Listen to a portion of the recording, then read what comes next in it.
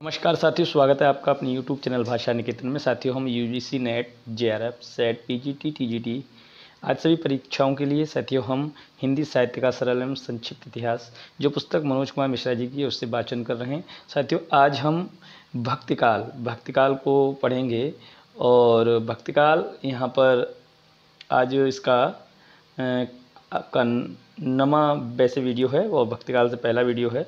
और इस तरीके से आज चलिए हम वीडियो शुरू करेंगे। और भक्तिकाल का समय जो है साथियों 1350 से 1650 ईस्वी तक है।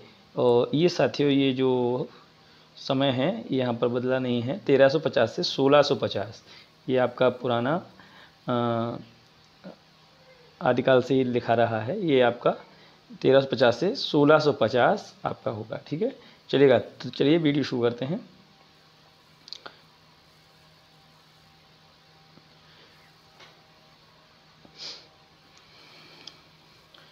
साथियों देखिए, पहला बिंदु है हमारा हिंदी साहित्य का इतिहास द्वितीय चरण भक्तिकाल के नाम से पुकारा जाता है। आचार्य रामचंद्र शुक्ल ने इसे पूर्व मध्यकाल के नाम से भी पुकारा है। इस काल में हिंदी साहित्य अपनी चरमोत्कर्ष उन्नति को प्राप्त हुआ था। अतः जाज इब्राहिम गियर्शन ने भक्तिकाल को हिंदी साहित्य का स्वर्णकाल कहा। देखिए, स्वर्णकाल इसलिए कहा है कि भक्तिकाल में बहुत बहुत बड़े कवि जैसे तुलसीदास जी हैं, सूरदास जी हैं और केशवदास जी हैं, ये सभी बहुत बहुत बड़े कवि हुए हैं। देखिए, इसके बारे में एक दोहा भी है कि सूर सूर तुलसी शशि उड़गन केशवदास, यहाँ अब के कवि खद्योत्सम जहाँ तहाँ करत प्रकाश। तो ये मतलब उस समय जो समय है भक्तिकाल, वह स्वर्णकाल इसलिए है कि इसमें बहुत सारी रचनाएं, बहुत सुंदर सुंदर रचनाएं हुई, इसलिए इसको स्वर्णकाल कहा है। अपनी चरमोत्कर्ष उन्नति को प्राप्त होने के कारण डॉक्टर पृथ्वीनाथ कमल कुलश्रेष्ठ ने भक्तिकाल को कलात्मक उत्कर्ष काल कहा है। देखिए, चरमोत्कर्ष उन्नति के प्राप्त होने के कारण जो पृथ्वीनाथ कमल जी हैं, इन्होंने भक्तिकाल को कलात्मक उत्कर्ष काल कह दिया है। भारतीय राजनीतिक दृष्टि से मोहम्मद बिन तुगलक के शासनकाल से इस युग का उदय हुआ माना जाता है। भक्ति साहित्य के लेखन का प्रमुख लक्ष्य शाश्वत मानव मूल्यों की स्थापना करना है।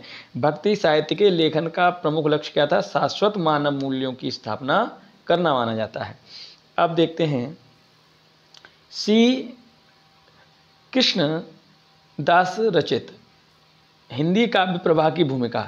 श्री कृष्णदास रचित हिंदी काव्य प्रवाह की भूमिका पुस्तक में भक्ति साहित्य की प्रशंसा करते हुए कहा है, हमारे जीवन में जो कुछ सत्य है, शिव है, सुंदर है, उसकी अन्यतम अभिव्यक्ति भक्ति साहित्य में हुई है। वह केवल वार्धक्य साहित्य नहीं है, वह ज्ञान का साहित्य है, वह भक्ति, वह श्रद्धा, स्नेह और प्रेम का साहित्य है, हार्दिक सहानुभूति, संवेदना और करुणा का साहित्य है, वह मनोरम कल्पनाओं की सकारात्मकता का साहित्य है या साकारता का साहित्य है, वह श्रेष्ठ श्रेयस्कर साहित्य है। तो यह परिभाषा श्री कृष्णदास ने रची है। अगला है, आचार्य रामचंद्र शुक्ल ने भक्ति को धर्म का रसात्मक रूप कहा है।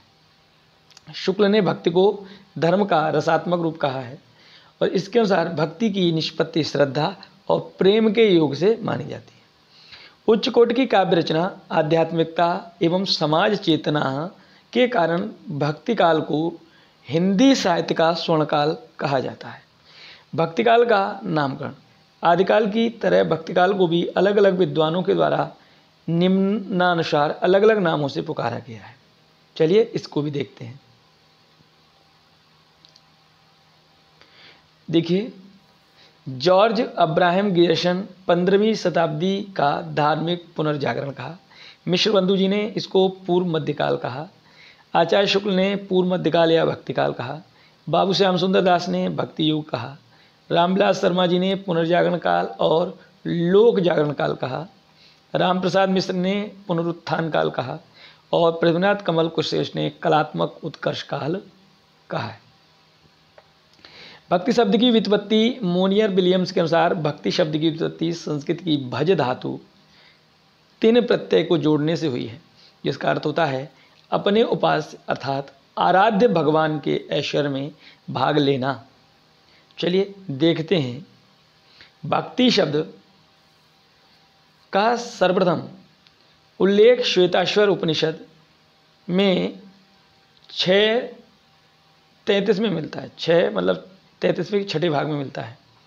भक्तिकालीन साहित्य की भाषा, भक्तिकालीन साहित्य सर्वप्रथम तमिल भाषा में लिखा गया था, लेकिन आगे चलकर इसमें ब्रज भाषा एवं अवधी भाषा का सर्वाधिक प्रयोग हुआ है।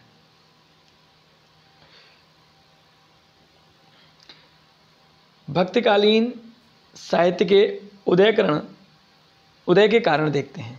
आचार्य रामचंद्र शुक्ल ने मुस्लिम शासकों द्वारा हिंदू जनता को प्रताड़ित किए जाने के कारण हिंदू कवि भक्ति साहित्य लेखन की ओर अग्रसर हुए। अर्थात शुक्ल ने मुस्लिम शासकों द्वारा हिंदू जनता पर अत्याचार, बाह्य आक्रमण को भक्तिकाल के उदय का कारण माना है। एक हताश हिंदू जाति को मनोवृत्ति का परिणाम भक्ति है, ये उन्होंने कहा है। डॉक्टर हजारी प्रसाद द्विवेदी ने क्या कहा है, उदय के कारण क्या है भक्तिकाल के? तो हजारी प्रसाद द्विवेदी के अर्थ में शुक्ल, देखिए शुक्ल ने जो मुगल थे या मुस्लिम शासक थे, उन्होंने हिंदुओं पर अत्याचार किया, इसलिए उनकी भक्ति भावना उदय हुई और भक्तिकाल का उदय हुआ। हजारी प्रसाद द्विवेदी क्या कहते हैं, शुक्ल के अनुसार मत का खंडन करते हुए भारतीय परंपरा का स्वतः स्फूर्त विकास अथवा हिंदू जनता की स्वाभाविक आस्था की भक्तिकाल का उदय कारण माना। इन्होंने मुगल काल से प्रताड़ित होकर भक्तिकाल का उदय नहीं माना। इन्होंने कहा कि भारतीय परंपरा का स्वतः स्फूर्त विकास हुआ है, हिंदू जनता की स्वाभाविक आस्था रही है, इसलिए भक्तिकाल का उदय हुआ है। इन्होंने आचार्य शुक्ल का खंडन किया। मैं इस्लाम के महत्व को भी भूल नहीं रहा हूँ, फिर भी जोर देकर कहना चाहता हूँ कि इस्लाम भारत में ना आया होता तो भी भक्ति का बाहर आना वैसा ही होता जैसा आज है। माने भक्ति काल अगर मान लो मुस्लिम का शासन ना रहा होता फिर भी भक्ति काल होता, ऐसा कहते हैं हजारी प्रसाद द्विवेदी। बेबर व जॉर्ज अब्राहम गियर्सन ने भक्ति साहित्य को ईसाइयत की देन माना है। ईसाइयत की देन भक्तिकाल को किसने माना है? अब्राहम गियर्सन और बेबर ने। गियर्सन ने भक्तिकाल को अचानक बिजली की चमक के समान फैल जाने वाला साहित्य कहा है। अचानक बिजली के चमक के समान फैल जाने वाला साहित्य गियर्सन ने कहा। डॉक्टर ताराचंद महोदय ने भक्ति साहित्य को अरबों की देन कहा है। अरबों की देन माने अरबी जो लोग हैं उनकी देन डॉक्टर ताराचंद ने भी कहा। कहीं तक कहें तो अरब से संबंधित, मुसलमान से संबंधित, अर्थात आचार्य शुक्ल ने भी इसी तरीके से कहा। लेकिन वहाँ मुस्लिम से प्रताड़ित होकर भक्तिकाल का उदय माना, यहाँ अरबों के लिए माना। चलिए देखते हैं अगला। रामविलास शर्मा के अनुसार भक्ति आंदोलन एक जातीय और जनवादी आंदोलन है। रामविलास शर्मा ने इसको भक्ति आंदोलन एवं जातीय और जनवादी आंदोलन कहा है। भक्ति आंदोलन का स्वरूप या विकास। भारत में भक्ति आंदोलन की शुरुआत दक्षिण भारत से हुई थी, परंतु धीरे धीरे यह संपूर्ण भारत में फैल गया। कहाँ से हुई है? दक्षिण भारत से। इसकी उत्पत्ति एवं प्रसार के संबंध में निम्न श्लोक दृष्टव्य है। उत्पन्ना द्रविड़े चाहम वृद्धि कर्नाटके गता। उत्पन्न द्रविड़ से हुई है और वृद्धि इसकी कर्नाटक में हुई है। क्वचित महाराष्ट्र गुर्जरे जीर्णात गता, और गुजरात से यह विकसित हुई है। ठीक है, अब देखते हैं और महाराष्ट्र से क्या हुआ है? महाराष्ट्र में भी इसकी कहीं नहीं वृद्धि हुई है। चलिए देखते हैं इसमें क्या लिखा है। भक्ति आंदोलन या भक्ति साहित्य, देखो इसका अर्थ बता दिया है। साहित्य द्रविड़ क्षेत्र से उत्पन्न और कर्नाटक क्षेत्र में अत्यधिक वृद्धि हुई है। मराठा क्षेत्र में भी इसका कुछ वृद्धि प्राप्त होती है, परंतु गुजरात क्षेत्र में अत्यधिक विकसित नहीं हो सका है। जीर्णात ताम गता है ना, यानी गुजरात में ये विकसित नहीं हुआ।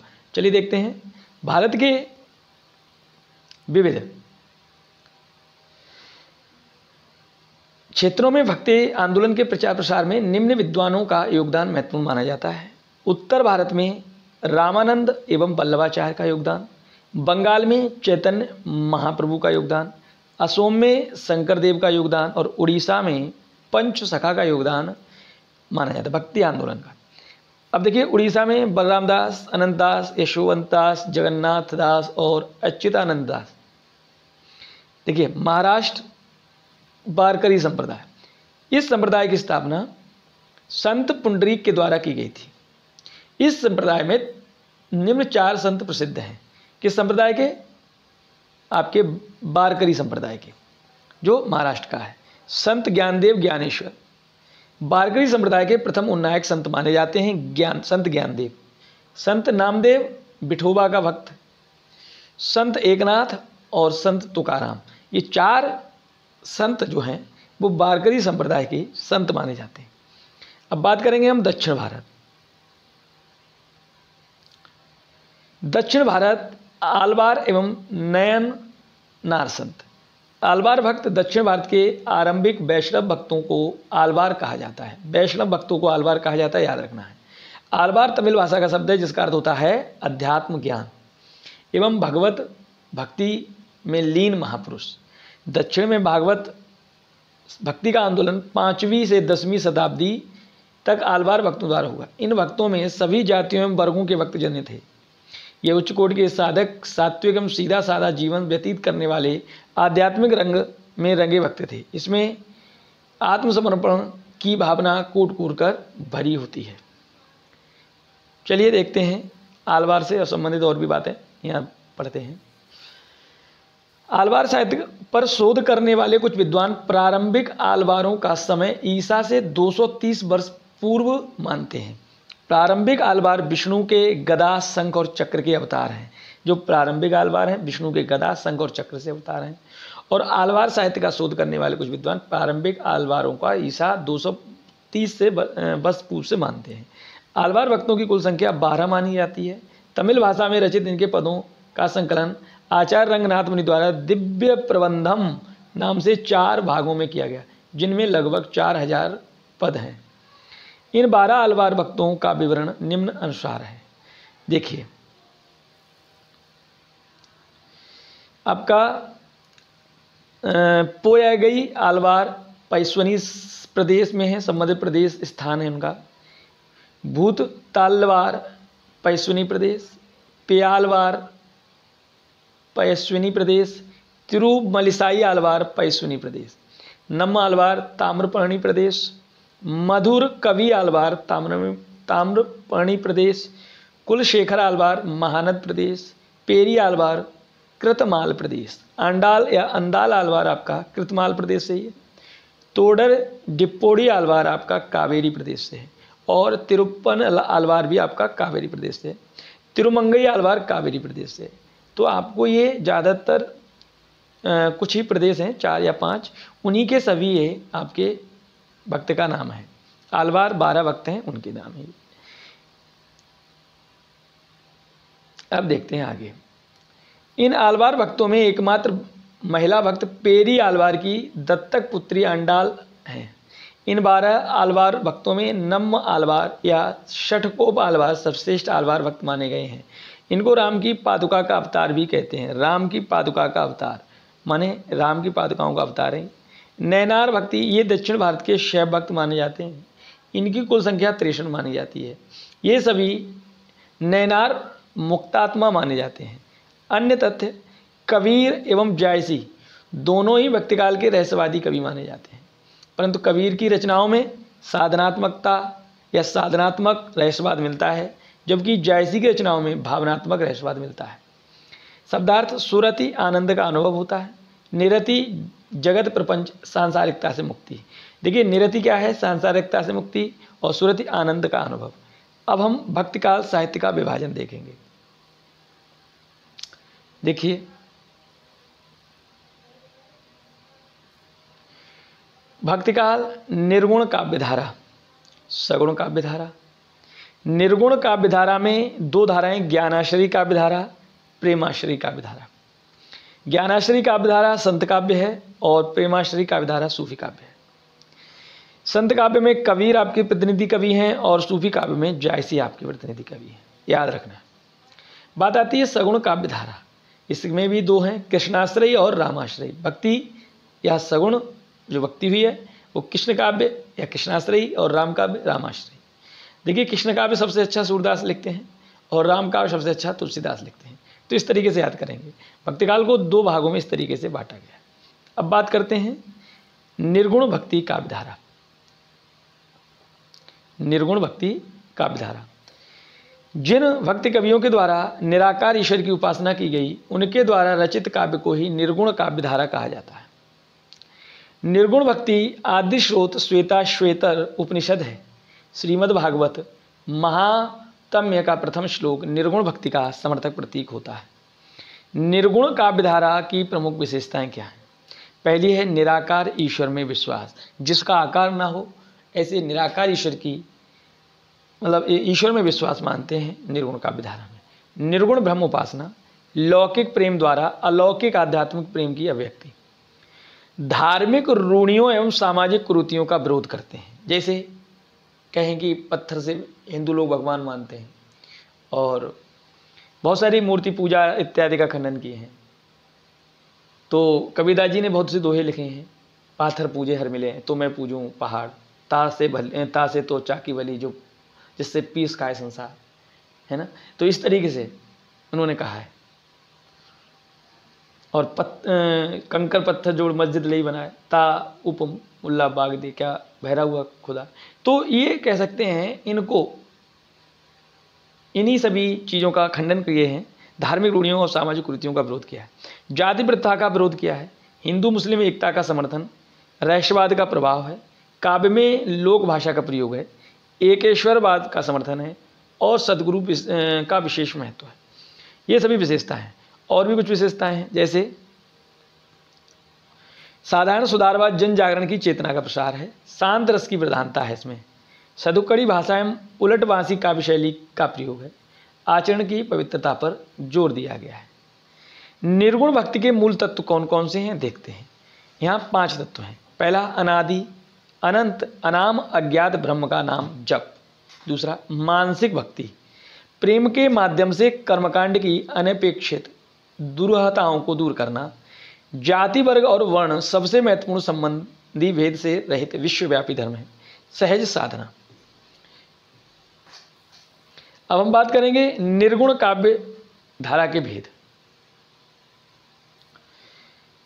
देखिए, पहला है ज्ञानाश्रय काव्य धारा, दूसरा है प्रेमाश्रय काव्य धारा या सूफी काव्य, और ज्ञानाश्रय संत काव्य और प्रेमाश्रय सूफी काव्य। ज्ञानाश्रय प्रेमाश्रय नामकरण आचार्य रामचंद्र शुक्ल द्वारा दिया गया है। संत काव्य एवं सूफी काव्य नामकरण डॉक्टर रामकुमार वर्मा द्वारा दिया गया है। ज्ञानाश्रय और प्रेमाश्रय की बात करेंगे तो ये आचार्य शुक्ल के द्वारा दी गई है, और संत काव्य या सूफी काव्य इसका नाम देंगे तो ये रामकुमार वर्मा। तो सबसे पहले हम बात करेंगे ज्ञानाश्रय काव्य धारा, ज्ञानाश्रय शुक्ल और संत काव्य रामकुमार वर्मा, ऐसे याद रखेंगे। अब देखिए, सामान्यतः संतों के द्वारा रचा गया, देखिए अब रामचंद्र शुक्ल और इधर आ जाएंगे रामकुमार वर्मा, तो दोनों कौन है? राम ही राम है। एक को याद रखेंगे शुक्ल, शुक्ल को ज्ञान, ठीक है, और इधर रामचंद्र शुक्ल, तो शुक्ल को ज्ञान कर लेंगे और रामचंद्र के ही शुक्ल में राम को याद रखेंगे तो संत काव्य कर लेंगे। ऐसे सामान्यतः संतों के द्वारा रचा गया काव्य संत काव्य कहलाता है, परंतु हिंदी में निर्गुण उपासक ज्ञान मार्गी कवियों के द्वारा रचा गया काव्य संत काव्य माना जाता है। देखिए, निर्गुण उपासक जो है ज्ञान मार्गी है, जिसको ज्ञान होगा वही बातें बता सकता है कि ये ईश्वर निराकार है, साकार है। जिसको ईश्वर से प्रेम है तो प्रेम मार्गी है, और प्रेम में साकार है। प्रेम कैसा है आपका? हम कह सकते हैं साकार स्वरूप को ही प्रेम बल देता है। तो ज्ञान की बात करेगा वो आपका संत होगा, और प्रेम की बात करेगा वो सूफी काव्य में है। संत मत का प्रारंभ भारत में संत मत 1267 ईस्वी में संत नामदेव विठोबा का भक्त के द्वारा किया हुआ माना जाता है। संत साधना का साहित्यिक स्वरूप सर्वप्रथम पंढरपुर महाराष्ट्र के प्रारंभ हुआ माना जाता है। संत काव्य का मुख्य दार्शनिक आधार शंकराचार्य जी द्वारा प्रवर्तित अद्वैत दर्शन। देखिए, संत काव्य का मुख्य दार्शनिक आधार अद्वैत दर्शन है। इस दर्शन में निम्न 3 सूत्र मुख्यतः प्रयुक्त होते हैं। अब देखिए, अद्वैत दर्शन में निम्न 3 सूत्र कौन कौन से हैं वो देखते हैं। पहले, ब्रह्मम सत्यम जगन मिथ्या, ब्रह्म सत्य और वह जगत मिथ्या है। सर्व खलविदम ब्रह्म और अहम ब्रह्मास्मि सूफी का अनलहक है। संत संप्रदाय विश्व संप्रदाय है और उसका धर्म विश्व धर्म है। इस विश्व धर्म का मूलाधार क्या है? मूलाधार होगा यहाँ, मूलाधार हृदय की पवित्रता है। तो ये 3 सूत्र याद रखना है, ब्रह्म सत्यम जगन मिथ्या, सर्वखलविदम ब्रह्म और अहम ब्रह्मास्मि। ये 3 सूत्र आपके अद्वैत दर्शन के हैं, अद्वैत दर्शन के। अब बात करेंगे हम संत काव्य की प्रमुख विशेषताएं कौन कौन सी हैं, चलिए देखते हैं। संत काव्य की धार्मिक विशेषताएं निर्गुण ब्रह्म की उपासना संकल्पना, निर्गुण ब्रह्म की उपासना, गुरु की महत्ता की बात कही गई है संत काव्य में, योग व भक्ति की समन्वय की बात कही गई है संत काव्य में, अनुभूति की प्रमाणिकता एवं शास्त्र ज्ञान की अनावश्यक, शास्त्र ज्ञान अनावश्यक बताया गया है, शास्त्रों का ज्ञान अनावश्यक है। आडंबरवाद एवं संप्रदायवाद का विरोध किया गया है, माने दिखावे को, झूठ छल इत्यादि को क्या क्या कहा गया है, यहाँ विरोध किया गया। धार्मिक विशेषताएं ये हैं। सामाजिक विशेषताएं क्या थीं संत काव्य की? जातिवाद का विरोध करता है और समानता का के प्रेम पर बल देता है। और शिल्पगत विशेषताएं देखिए, मुक्तक काव्य लेखन है, सदुक्कड़ी भाषा का प्रयोग है, उलटवासी शैली है, प्रकट अर्थ में उलटता कथन प्रयोग, पौराणिक संदर्भों व हठयोग से संबंधित मिथकीय प्रयोग हैं, प्रतीकों का भरपूर प्रयोग हुआ है। अब बात अन्य विशेष तथ्य देखते हैं। इस साहित्य में नारी के कामनी के रूप की आलोचना की गई है। भक्ति साहित्य में उपनिषद, गीता और ब्रह्म सूत्र को प्रस्थानत्रयी कहा गया है। देखिए, भक्ति साहित्य में उपनिषद, गीता और ब्रह्म सूत्र को प्रस्थानत्रयी कहा गया है।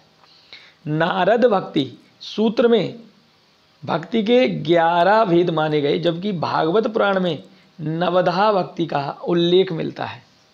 संत कवियों में बाबरी साहिबा नामक एक महिला संत साधिका भी हुई हैं। प्रमुख संत कवि देख लेते हैं।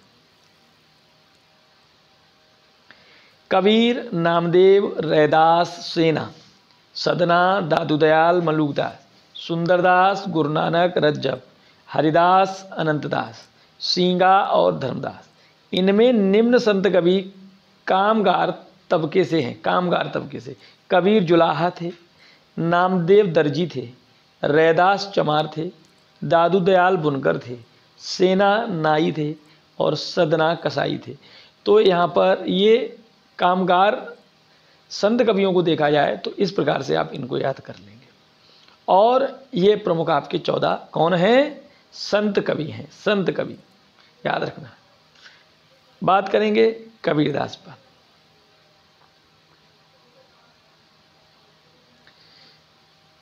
कबीरदास जन्मकाल 1398 ईस्वी, ज्येष्ठ पूर्णिमा, विक्रम संवत 1455, माने देखिए 57 साल कम कर दीजिए, आपकी ईस्वी आ जाएगी। नोट, इस जन्मकाल में संबंध निम्न पद प्रमाण है। 1455 साल गए, चंद्रवार एक ठाठ ढहे और जेठ सुदी बरसायत को पूर्णमासी तिथि प्रकट भये। ये आपका दोहा है। जन्म स्थान काशी, वाराणसी, बनारस। अब देखिए, नोट, एक किंवदंती के अनुसार इनका जन्म एक विधवा ब्राह्मणी के गर्भ से हुआ, जिसने लोक लज्जा के कारण इनको जन्म देकर काशी लहरतारा नामक तालाब के किनारे पर छोड़ दिया। बाद में एक जुलाहा दंपति नीरू और नीमा के द्वारा इनका पालन पोषण किया गया। मृत्युकाल 1518 ईस्वी, 1575 विक्रम संवत। मृत्यु स्थान मगह।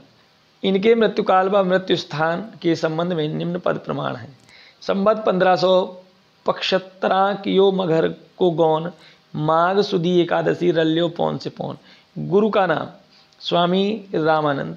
मुसलमान अनुयायियों के अनुसार इनके गुरु शेख तकी माने जाते हैं। पिता का नाम नीरू, माता का नाम नीमा, पत्नी का नाम लोई, पुत्र पुत्री कमाल कमाली। नोट, इनकी पुत्री कमाली भी एक विदुषी कवित्री मानी जाती हैं। काव्य भाषा इनकी सदुक्कड़ी थी। नोट देखिए, कवि ने अपनी रचनाओं में राजस्थानी, पंजाबी, खड़ी बोली आदि पंचमेल खिचड़ी या पंचमेल भाषा का प्रयोग किया जाता है, जिसे सदुक्कड़ी भाषा कहते हैं। कबीर की भाषा को यह नाम सर्वप्रथम आचार्य रामचंद्र शुक्ल ने दिया, सदुक्कड़ी भाषा को। डॉक्टर श्याम सुंदर दास ने कबीर की भाषा को पंचमेल खिचड़ी भी कहा है और सदुक्कड़ी आचार्य शुक्ल ने कहा है। अब देखते हैं कुल रचनाएं डॉक्टर नगेंद्र के अनुसार इनके द्वारा रचित 63 मानी जाती हैं, प्रकाशित 43। देखिए, अगाध मंगल, अनुराग सागर, अमर मूल, अक्षर खंड की रमैनी, अक्षर वेद की रमैनी, उग्र गीता, कबीर की वाणी, कबीर की साखी, कबीर गोरख की गोष्ठी, बीजक, ब्रह्म निरूपण, मोहम्मद बोध, रेखता, विचार माला, विवेक सागर, शब्दावली, हंस मुक्तावली और ज्ञान सागर।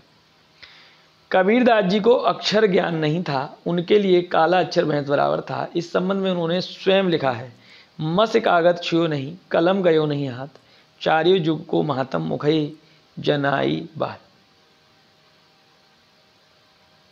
अतः स्पष्ट होता है कि उन्होंने स्वयं किसी ग्रंथ को लिपिबद्ध नहीं किया। रचना संकलन, कबीरदास द्वारा रचित मुख्य पदों रचनाओं का संकलन उन्होंने परम शिष्य धर्मदास ने 1664 ईस्वी में बीजक के नाम से किया। इसके 3 भाग किए गए। साखी, इस भाग में कबीर द्वारा रचित दोहों साखियों को शामिल किया गया है। इसमें सांप्रदायिक शिक्षा और सिद्धांतों के उपदेश हैं। इसकी भाषा सदुक्कड़ी है। साखी की भाषा सदुक्कड़ी। इसका विभाजन 59 अंगों में किया गया है। प्रथम अंग गुरुदेव को अंग, अंतिम अंग अविहड़ को अंग।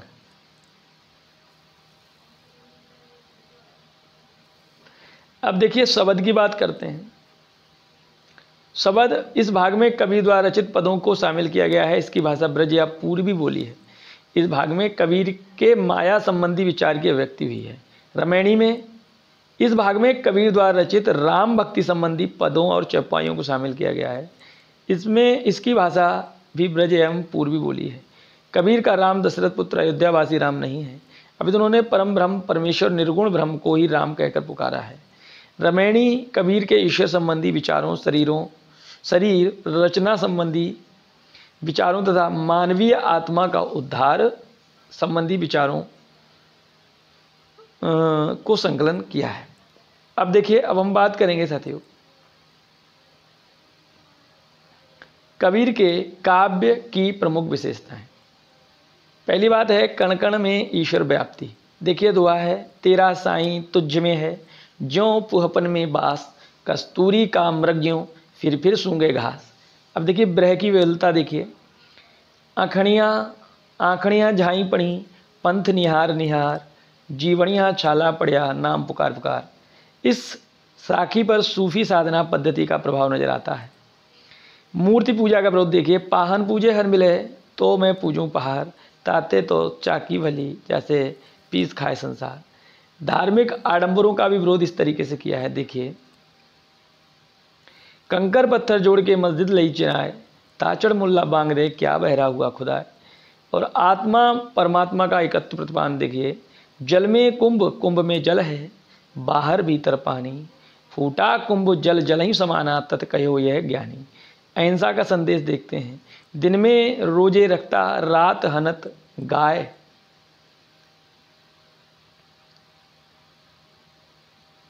दिन में रोजे रखता और रात हनत गाय, ये भी देखिए। और इसके बाद गुरु का महत्व देखते हैं। गुरु गोविंद दो खड़े काके लागू पाए, बलिहारी गुरु आपने गोविंद यो बताए। नारी की निंदा, नारी की झाई परत अंधा होत भुजंग, कबीर तिन की कौन गत नित नारी के संग। अवतारवाद का खंडन, दशरथों तीन सुत लोक बखाना और राम नाम का मरम है आना।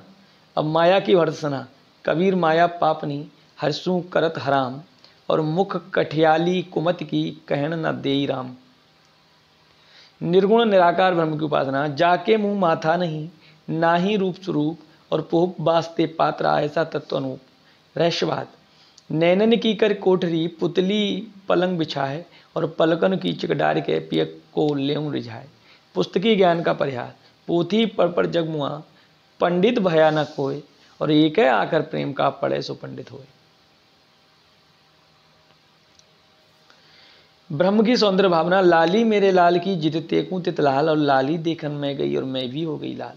बौद्धों के महायान का प्रभाव, क्षणिकवाद, पानी केरा बुदबुदा, असमानस की जात, और देखत ही छिप जाएगा ज्यों तारा प्रभात। सदाचार की शिक्षा, बड़ा भया तो क्या हुआ, जैसे पेड़ खजूर, पंथी को चाया नहीं, फल लागे अति दूर। ईश्वर के प्रति देखिए, ईश्वर के प्रति अनन्य भाव, कबीर कूताराम का मुतिया मेरा नाव, गले राम की जेवड़ी, और जित खींचे तित जाऊं। रूपात्मक अतीकों का प्रयोग भी है, काहे री नलिनी तू कुमल्यानी, तेरे ही नाल सरोवर पानी। ये सब इनकी काव्य की विशेषताएं हैं। तो साथियों, हम भक्तिकाल को शुरू कर दिए हैं, और भक्तिकाल साथियों हम मनोज कुमार मिश्रा जी की पुस्तक से वाचन कर रहे हैं और भक्तिकाल का ये पहला वीडियो है। तो साथियों सेशन कैसा लगा कमेंट सेक्शन में बताइएगा। वीडियो को लाइक करें, शेयर करें और अगर चैनल पर नए हैं तो प्लीज़ चैनल को सब्सक्राइब भी करें। और इसके अलावा साथियों आप इस वीडियो की PDF चाहते हैं तो आप प्लीज़ टेलीग्राम चैनल से जुड़ जाएं जिसका डिस्क्रिप्शन में लिंक दिया है। तो फिर मिलेंगे अगले वीडियो में, तब तक के लिए नमस्कार, धन्यवाद।